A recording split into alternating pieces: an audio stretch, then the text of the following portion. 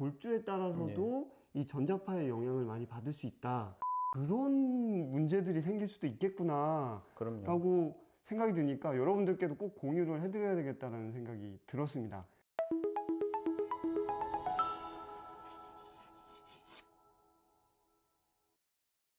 안녕하세요, 가온파의 힐링라이프입니다. 반갑습니다. 네, 안녕하세요. 전자파 차단 연구소의 김민상이라고 합니다. 네. 예. 한국 전자파 차단 연구소. 예, 맞습니다. 정식 명칭은 이름을 좀 거창하게 좀 지은 바가 있긴 있지만, 네. 좀 한번 좀 큰 일을 한번 해보고자. 사람들이 아무도 모르고 있어가지고 이렇게 해봤습니다. 구독자분이신데 저한테 연락이 오셨어요. 지금 이 영상 보시는 분들 중에서도 상당수 분들이 제 이 야위어가는 이 모습을 보고 제 건강을 염려해 주신 분들 꽤 많이 계실 텐데요. 예, 우리 소장님도 제 영상 보면서 제 걱정도 좀 해주신 것 같고, 그리고 제가 또 네. 목조주택에 산다니까 더 또 걱정을 네. 조금 하셨던 것 같아요. 그래서 연락을 주셔서 측정을 해보니까 목조주택이랑 철콘이랑 ALC랑 뭐 기타 등등 골조에 따라서도 이 전자파의 영향을 많이 받을 수 있다라는 걸 이미 한번 검증을 해보신 거잖아요. 네, 그렇죠. 이걸 연구하게 되신 또 계기가 있으시다면서요. 직접 또 몸이 안 좋으셔가지고. 예, 그렇죠. 제가 서재방에서 항상 뭐 컴퓨터도 하고 뭐 나름 뭐 활동을 하는데 염증이 이렇게 자주 생기고 이게 병원에 가서 약을 발라도 잘 낫지가 않더라는 거예요. 이게 작은 염증도 5, 6개월씩 이렇게 끌면서 비정상이잖아요. 그쵸. 5, 6개월이면 보통은 한 2, 3주 정도면은 대부분 가라앉죠. 제가 갖가지 방법을 다 써봤지만 안 되어서 알고 보니 제가 마주하고 있던 마주하고 있는 벽이 전기장 전자파로 덜 끓고 있었던 거예요. 그 주택은 아파트인가요? 아파트였습니다. 그럼 철콘으로 되어 있는 아파트에 정면에 보이는 벽체에서 전자파가 엄청 나오는 그렇습니다. 상황이란 거죠? 이제 철근 콘크리트 아파트지만 그 내부의 벽에는 또 콘크리트가 아닌 벽재도 있습니다. 그렇죠. 요즘은 가벽인 경우들도 있고 인테리어용으로 그렇죠. 뭐 이렇게 덧방을 쳐갖고 그 사이에 또 전기가 흐르는 경우도 있죠. 콘크리트 벽이 아니었는데 꼭 그 벽 안에 전선이 많이 들어있는 것 같아요. 제가 뜯어보진 못했지만 이제 측정을 해보니까 아주 많이 나오기 때문에 그래서 제가 연구를 좀 해보다가 그렇지 않은 방으로 옆방으로 제 자리를 옮겼어요. 서재에서 이쪽 서재에서 저쪽 서재로 방을 옮겼는데 활동하는 방을 남자들 노는 방 있잖아요. 노는 방을 바꿨어요. 바꾸니까 5, 6개월간 그렇게 끌던 게 한 번에 놨더니 그 다음부터 재발이 안 되는 거예요. 전자파가 있는 걸 확인하고 방만 바꿨을 뿐인데 이게 사라졌다고, 염증이? 다 사라지고요. 다른 뭐 기타 재발도 되지 않았다는 거죠. 신기한데요.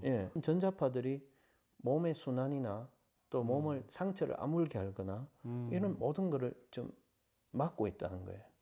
우리 몸에 이게 순환의 문제, 치유. 그리고 염증에 관련된 문제들에 전자파가 끼친 영향이 꽤 크더라. 제가 직접 겪은 게 그렇고요. 우리가 사는 주택에 이 전자파를 어쨌든 해결을 해야 되는 상황이다. 그런 결론을 내신 우리가 거잖아요. 모르고 이렇게 살고 있지만 눈에 안 보이는 전자파가 우리한테 영향을 많이 끼치고 있더라. 실제로.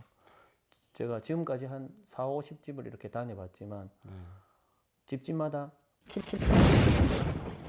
몇 군데는 있더라. 이게 결론이에요. 킬링 포인트니까 더 두려워졌어요. 지금 한 4, 50집을 다니시면서 보셨던 골조별로 조금 더 심할 수 있는 상황에 대한 예시를 조금 들어주시면 좋을 것 같아요.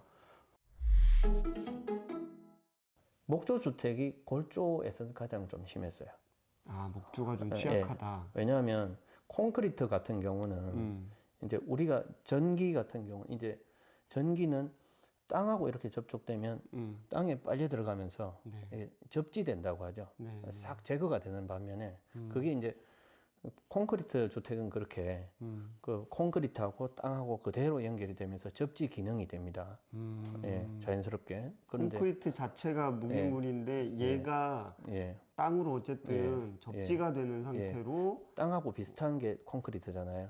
전기장을 완화시켜주는 역할을 완화시켜주거나 완전히 제거해주거나 이런 역할을 해요. 근데 반면에 그 벽 안에 전선이 똑같이 들어 있는데 콘크리트나 목재나 근데 그 목재는 이런 접지 기능을 전혀 못 한다는 거죠. 그래서 이 전기장이 생기면 사방으로 그대로 외부로 노출되는 거예요. 눈에는 안 보이지만. 그러니까 예. 사방으로 다 뿜어내. 그렇죠. 목조주택은 아래쪽으로 이 전기장을 이렇게 버릴 수 있는 상황이 아니니까 아니죠. 접지가 안 아니죠. 안 되니까 되죠. 사방으로 전기장을 뿜어내는 그렇죠. 형태가 되는 거고, 그렇죠. 철코는 아래쪽으로 어쨌든 쭉 이게 빠지는 접지가 거죠. 돼서 땅을 통해서 빠지니까 빠져나가는 거예요. 완화되거나 거의 예. 사라지거나. 예. 이런 측정기로 이렇게 측정해봐도 나오지가 않아요. 벽체에서는. 벽체에서는 나오지가 않는 게 콘크리트고요. 목조주택이나 제가 가온파님 이제 영상 중에서 네. ALC 주택을 봤을 때 네. 처음에는 되게 좋아했다가 나중에 이제 전자파를 알고 나서부터는 아, 전기공사를 어떻게 하지? 그래서 그 영상 촬영하시는 것 뒤 네. 배경을 이렇게 보니까 네. 홈을 이렇게 파서 전선을 넣더라고요. ALC 블럭에 예. 홈을 파죠. 예. 파서 예. 거기다가 그렇죠. CD관을 묻어서 예. 그렇게 그렇게 넣으니까 아, 그건 외부로 노출된 거잖아요. 예. 그것도 ALC는 제가 실험을 못 해봤는데 ALC가 콘크리트 같이 흡수를 할 수 있느냐, 전기를 못 하느냐, 이것도 실험해보고 싶은 과제 중에 하나고요. 네. 예. 그래서 ALC도 근데 한쪽 면이 노출이 되면 그게 전기장 영향이 있겠다라고 예상이 됩니다. 그러면 요즘 철콘주택들이 예. 상당수 제가 현장을 가보면 예. 이게 또 수평, 수직, 오차를 맞추는 문제도 있고 예. 안쪽에 내단열을 추가를 하는 경우도 예. 있고 인테리어를 좀 과하게 하시려고 예. 또 그런 문제들도 있다 보니까 철콘 벽이 있으면 예. 벽체에다가 다루기라고 해갖고 상을 걸고 예. 거기다가 석고보드를 쳐서 예. 두께가 3에서 50까지 예. 30에서 50mm 정도까지 이렇게 튀어나와서 하는 경우가 있어요. 그리고 그 안에 그렇게 하면 또 쉬운 게 예. 전선 배선하기가 좋아서 예. 그러면 벽체 내에 콘크리트는 저쪽 벽에 있는 거고 그렇죠, 그렇죠. 나를 바라보는 쪽에는 똑같이 전선이 예. 돌아다니니까 목조주택이랑 거의 비슷한 거의 상황이 똑같은 벌어질 수 형태죠. 그러면 그 콘크리트 안에 묻혀 있으면 있- 예. 묻혀서 그냥 빠져나가는데 음. 콘크리트가 흙과 같이 다 연결되어 있기 때문에 아. 흙하고 콘크리트 성질은 흙하고 비슷하기 때문에 아. 예. 그러면은 예. 거푸집으로 벽체 타설을 할 때 예. 그 안에 배관이 묻혀 있으면 그렇죠. 사방으로 뿜어내는 게 그래도 밑으로 빠져서 빠져나갑니다. 괜찮은데 예. 이거를 나중에 안쪽 예. 벽체에 인테리어 하면서 그렇죠. 그렇게 시공을 해버리면 목조주택이나 똑같은 뭐 거죠. 대부분 비슷하게 또 똑같은 거죠. 자기장의 영향을 예. 전자파의 영향을 예. 받을 수 있다라는 거. 그런 경우에는 아. 잠을 잘 때 음. 벽에 붙어서 자거나 벽 근처에 가면 이 정도까지도 막 전기장이 영향이 미치는 경우가 많아요. 조금 나온 편이에요. 여기서도 좀 나오네. 근데 머리까지 왔을 때 머리까지 오면은 약간 그래도 약간 나오면 되는데 그러면 아예 안 나오면 제일 좋은데 아예 안 나요. 요 정도가 그래도 더 떨어져야 된다. 요 정도가 오면 잘 거리가 괜찮을 것 같습니다.